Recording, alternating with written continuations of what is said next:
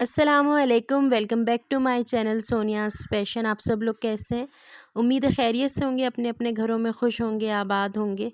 अल्लाह ताला आप सब लोगों को अपने हिफ्ज़ व अमान में रखे, आमीन आमीन। आप लोग भी कह दीजिएगा, पता नहीं कब किसकी दुआ किसके हक़ में कबूल हो जाए। तो ऐसे टाइटल के हिसाब से आपको पता चल ही रहा होगा कि जिन मैं दो मेजर इश्यूज़ की बात कर रही हूँ, उसमें से एक जो इशू है वो है पानी का। वैसे तो जब गर्मियाँ आती थीं तो पानी की जो है वो शदीद क़िल्लत हो जाती थी, तो वो तो एक अलग ही बात थी। लेकिन इस दफ़ा जो हुआ वो ये हुआ कि सीवरेज की लाइन जो है वो पानी के लाइन में मिल गई, और उसकी वजह से ये हुआ कि हमारे यहाँ जो है, हमारी पूरी सोसाइटी में और आस पड़ोस की जितनी भी सोसाइटीज़ हैं, पूरे इलाका जो है ना वो उस सीवरेज के पानी से मुतासर हुआ। यानी कि गटर का पानी, मिला पानी हमारे घरों में आने लगा, और उसकी वजह से जो परेशानियों का हमने सामना किया है वो हम बयान नहीं कर सकते। बाकी सब खैर, ना नमाज़ पढ़ने का मतलब, जैसे उससे आप उसी पानी से आप नहा रहे हैं, उसी पानी से आप कपड़े धो रहे हैं, वही पानी से बर्तन धो रहे हैं। मतलब चलो खाते पीते नहीं, हम खाने में वो पानी इस्तेमाल नहीं कर रहे, पीने के लिए वो पानी इस्तेमाल नहीं कर रहे, लेकिन आप सोचें कि गंदे पानी से क्या चीज़ पाक हो सकती है। मतलब अगर नहाएंगे तो क्या हम पाक हुए? कुल्ली करना तो बहुत दूर की बात है, मतलब मुंह भी धो रहे थे तो ऐसा लग रहा था गटर के पानी से मुंह धो रहे हैं। टंकियाँ गंदी हो गई, चलो तसले बाल्टियाँ तो हम धो सकते हैं दोबारा, बर्तन हम दोबारा धो सकते हैं, और हम धोते भी थे। जो पीने वाला पानी है, देखें हर जगह टैंकर्स खड़े हुए हैं। और अब ये हुआ कि हमारी सोसाइटी ने अब ये एक्शन लिया कि जब वो प्रॉब्लम सॉल्व करवाई है, ये हमारी सोसाइटी की नहीं, आस पड़ोस की बहुत। तो फिर क्या हुआ कि फिर इस इशू पे उन लोगों ने काम करा सारा, फिर सारा काम करवाने के बाद हम लोगों ने हमारे जो सोसाइटी वाले हैं उनकी जो हमारे बड़े बड़े टैंक्स और टंकियां हैं वो सारी धुलवाईं, और अब वो मसला सॉल्व हुआ है। तो अब साफ़ सुथरा पानी पीछे से आना शुरू हुआ। लेकिन इस प्रोसीजर में ना हमारे 2-3 दिन बहुत ही ज़्यादा पानी के बग़ैर गुज़रे। ज़ाहिर सी बात है, शॉर्टेज हो गई पानी की, कि 2-3 दिन से हमारे पास पानी नहीं है, और मुसलसल टैंकर्स डलवा डलवा के और हम लोगों ने गुजारा किया है। और टैंकर भी आपको पता है कि बहुत एक्सपेंसिव हो गया है, 800 रुपये का टैंकर हो गया है।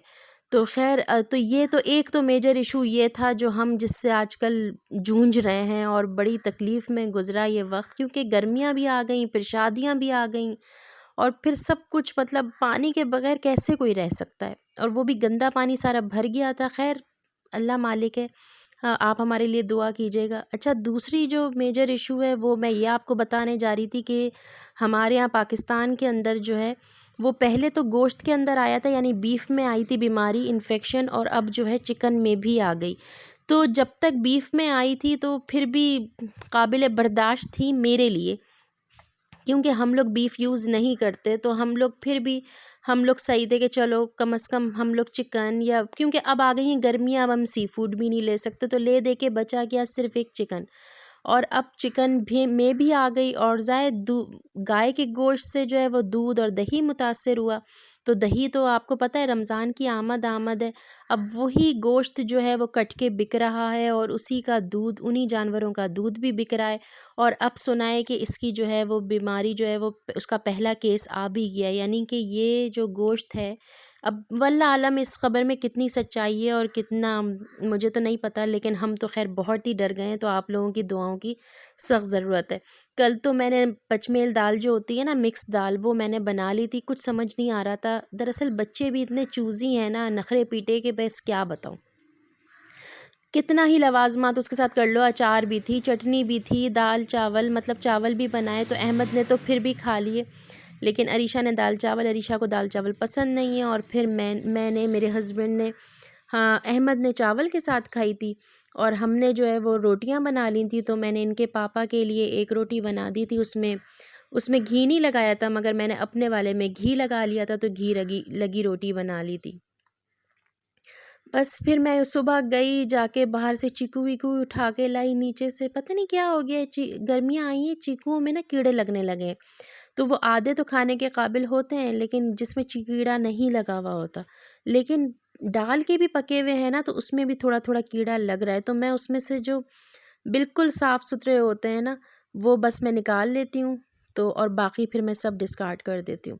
बर्तन बहुत सारे जमा हो गए हैं पानी ना होने की वजह से, और अब जो है ना ये सूप का भी मैंने आज आखिरकार निकाल दिया कि इसको भी आज धो धुला के बस रख दूंगी। जैसे ही पानी आएगा ना मैंने किचन में जाके सारे बर्तनों को धोना है। और बर्तन जमा करके धोना जो है ना मुझे बहुत टेंशन लगती है, मगर मैं चाह रही थी कि आज तो पानी आना ही है तो फिर मैं आज टैंकर नहीं डलवाऊं। तो मैंने जो है वो जमा कर लिए बर्तन, और मैंने यहाँ पे बग़ैर चिकन के सूप बनाया था। सुबह ही सुबह जब मैं उठी ना तो मेरा नाश्ता वाश्ता मैंने कुछ नहीं किया था, कहवा पिया था और बस मुझे क्रेविंग हो रही थी सूप पीने की। तो बस मैंने सोचा चिकन के बग़ैर ही मैंने ये सूप बनाया। इसमें मैंने कॉर्नफ्लोर डाला और अंडा डाला है, और अंडे जो है ना हमारे पहले के ही लाए हुए हैं, तो हम 2 दर्जन अंडे हमने ला के रखे हुए थे तो हम वही यूज़ कर रहे हैं। अब फिर इसके बाद फिर हम यूज़ नहीं करेंगे, लेकिन जो आए हुए हैं वो यूज़ करेंगे। और कल मैंने पास्ता बनाया था जो बस थोड़ा सा बचा है, अब इसको भी मैं ख़त्म करूँगी, या तो अरीशा खा ले या मैं खा लूँ। तो वो पास्ता भी मैंने बग़ैर चिकन के और बग़ैर अंडे के, मतलब कुछ भी नहीं डाला था सिर्फ़ इसमें। और इत्तेफ़ाक की बात है क्योंकि हम लोग शादियों में बिज़ी थे ना, तो घर में कोई सब्ज़ी वग़ैरह भी नहीं थी, तो इसलिए जो है बस ऐसे ही बना लिया था। बस अल्लाह का शुक्र है। तो बस आप लोग हमारे लिए दुआ कीजिएगा, और अगर आपने मेरा चैनल को अब तक सब्सक्राइब नहीं किया है तो प्लीज़ सब्सक्राइब कर दीजिए, उसके कोई पैसे नहीं हैं। और ये मैं आपके साथ ना अपनी लेटेस्ट जो कलेक्शन है, लेटेस्ट सारी नहीं, जो अभी अभी मैंने रिसेंटली पिछले कुछ दिनों में ज्वेलरी ख़रीदी है, ये वो मैं आपके साथ शेयर करने के लिए जा रही हूँ। तो प्लीज़ कमेंट बॉक्स में मुझे बताइएगा ज़रूर कि आपको कौन सा आर्टिकल अच्छा लगा। तो ये मैंने आपको एक सेट दिखाया बटरफ्लाई वाला, ये मेरा मोस्ट फेवरेट सेट था, तो इसलिए मैंने इसके जो है ना 4 पीस मंगवा लिए थे, क्योंकि मुझे इतना अच्छा लगा कि मैंने कहा किसी को गिफ्ट देने के लिए भी बहुत अच्छा है। और ये मैंने चूड़ियाँ मंगवाई थी, ये वाली चूड़ियाँ भी मुझे बेइंतहा पसंद है, और मैंने इसमें तीनों कलर मंगवाए थे। एक रोज़ गोल्ड कलर था, वो मैंने अरीशा को दे दिया, और एक ये सिल्वर कलर है, और एक ये गोल्डन कलर है। तो अरीशा तो हर चीज़ ही लेने को तैयार रहती है, वो तो यही कह रही थी कि आप मुझे ये गोल्डन भी दे दीजिए और आप मुझे ये सिल्वर भी दे दीजिए, मगर फ़िलहाल मैंने उसको सिर्फ रोज़ गोल्ड ही दी हैं, बाकी 2 मेरे पास ही रखी हुई हैं। और ये मुझे पड़ी हैं 150 की 24 पीसेस, तो ये पूरी जो हुई ये 300 की हुई। अच्छा, अब मैं आपको ये एक सेट दिखाऊंगी। अच्छा, पहले मैं आपको बता दूं कि ये सारी ज्वेलरी जो है वो ये इंडियन ज्वेलरी है, और इस पे जो है वो इंडियन गोल्ड प्लेटेड पॉलिश हुई हुई है, और इसमें जो है वो ज़रकून लगे हुए हैं। तो अब मैं आपको ये सेट दिखाऊं, ये मुझे बहुत प्यारा लगा था, और इसमें जो है वो मांग टीका भी है, छोटा सा बारीक सा बहुत खूबसूरत सा, और इसके साथ इयररिंग्स भी हैं। और मुझे ये डिज़ाइन इतना प्यारा लगा, बस ऐसा लगा जैसे सोने का नहीं होता है, बस मुझे ये बहुत अच्छा लगा तो मैंने ये मंगवा लिया। तो ये सेट मुझे पड़ा है 500 रुपये का, जी 500 का पड़ा है। साथ के साथ मैंने प्राइस इसलिए लिख ली थी क्योंकि फिर मैं भूल जाती हूँ कि क्या चीज़ मुझे कितने की पड़ी। और ये मेरा मोस्ट फेवरेट आर्टिकल है इन सब में।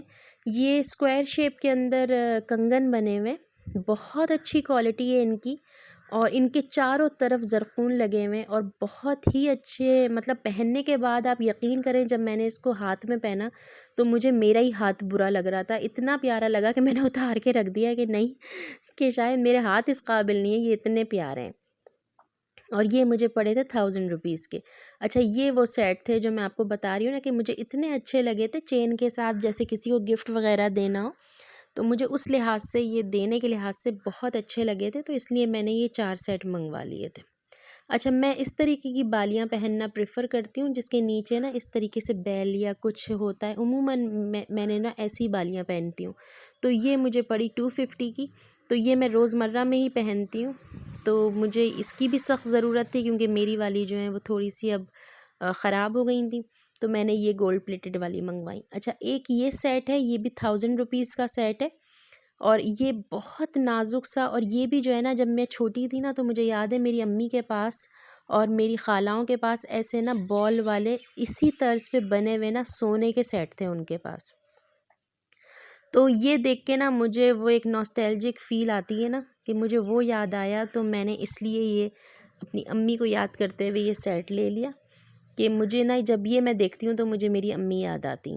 तो ये बॉल बनी हुई है, बॉल पे पूरे ज़रकून लगे हुए हैं, और नीचे जो है वो चेन है, चेन के नीचे भी गोल्ड की बॉल लगी हुई है। मतलब बहुत प्यारा लगा। बस एक इसका ड्रॉबैक जो है ना, ये अंगूठियाँ इतनी बड़ी हैं कि मेरे अंगूठे तक में नहीं आ रही, उंगली तो बहुत दूर की बात है। मतलब मेरे लिए तो बेकार ही हैं ये अंगूठियाँ।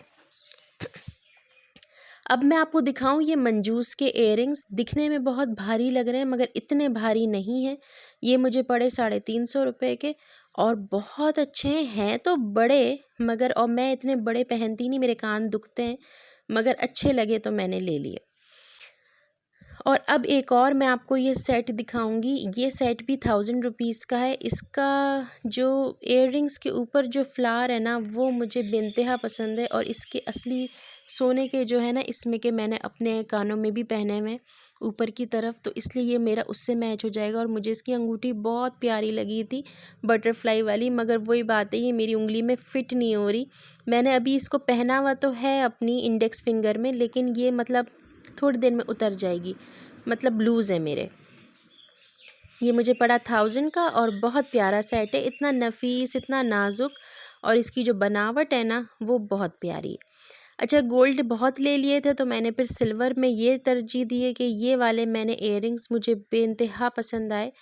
तो ज़्यादा मैं सिल्वर पहनती नहीं हूँ, लेकिन कभी कभार कोई ना कोई आउटफिट्स के साथ सिल्वर भी पहनना पड़ता है, तो इसलिए मैंने ज़्यादा नहीं, एक सिल्वर सेट लिया था बटरफ्लाई वाला, वो मैंने अरीशा के लिए लिया था। मैंने अपनी वीडियो में सारी चीज़ें शेयर करी हैं आप लोगों से। और एक मैंने अपने लिए बस ये इयररिंग्स लिए और बाकी सिल्वर चूड़ियाँ ली। बस ज़्यादा सिल्वर में ज़्यादा वैरायटी मैंने नहीं ली। मुझे ये बहुत प्यारे लगे थे और ये कान में पहनने के बाद भी ना बहुत प्यारे लगते हैं। और इसके नीचे जो छोटे छोटे घुंघरू टाइप है ना, वो बहुत अच्छे लगते हैं। अच्छा, ये तो आपने मेरी वीडियो में, प्रीवियस वीडियो में देखा ही होगा कि मैंने ये कड़े पहने थे। बिल्कुल ऐसा लगता है जैसे गोल्ड के कड़े हैं, बिल्कुल भी नहीं लगता। मतलब इसकी तो खनक से भी ऐसा लगता है जैसे कि ये गोल्ड के हैं। मुझे पहन के भी बहुत अच्छा फ़ील आया और साइज़ भी बिल्कुल परफेक्ट था। और एक ये वाले बॉल वाले मैंने लिए, अपनी बॉल वाला जो सेट है उसकी मैचिंग से। तो बस ये वाला एक ये सेट हो गया मेरे पास और एक वो उसकी मैचिंग से सेट हो गया। अच्छा, अब जो है ना, मुझे एक रोज़ गोल्ड पॉलिश में कैचर चाहिए था। तो मेरा कैचर थोड़ा सा कॉपर गोल्ड का है, इस तरह रोज़ गोल्ड में मेरे पास कोई कैचर था नहीं। तो मैं जब चेस की तरफ गई तो मैंने वहाँ से जो है वो अपने लिए ये एक ले लिया। तो काफ़ी रीज़नेबल प्राइस में मुझे मिला। ये मुझे मिला 100 रुपीज़ का। छोटा सा है मगर बहुत प्यारा सा, और मेरे बालों के हिसाब से सही है।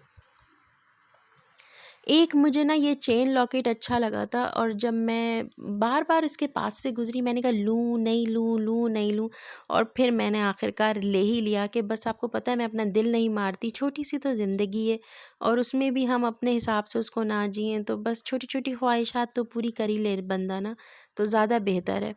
तो छोटी छोटी चीज़ों से ही इतनी खुशी मिल जाती है कि फिर उन चीज़ों को जो है ना, उन मौक़ों को, उन खुशियों को गंवाना नहीं चाहिए। तो खैर, ये थी मेरी ज्वेलरी। और एक ये इयररिंग्स थे, ये मुझे बहुत प्यारे लगे। ये भी मैंने चेस से लिए थे और ये मुझे पड़े थे शायद 350 या 300 कुछ इस तरह रुपए के पड़े थे और काफ़ी रीज़नेबल थे। बहुत नाजुक से, जैसे डेली वेयर में पहनना हो ना आपको, कहीं हल्का फुल्का सा लॉन के सूट पे कुछ पहनना हो और कहीं आना जाना हो, तो उस लिहाज, उसकी वजह से मैंने ये चेन लॉकेट और ये इस तरीके के इयररिंग्स वगैरह लिए थे और इस तरीके के बैंगल्स पहन लूँगी। तो होप सो आज की वीडियो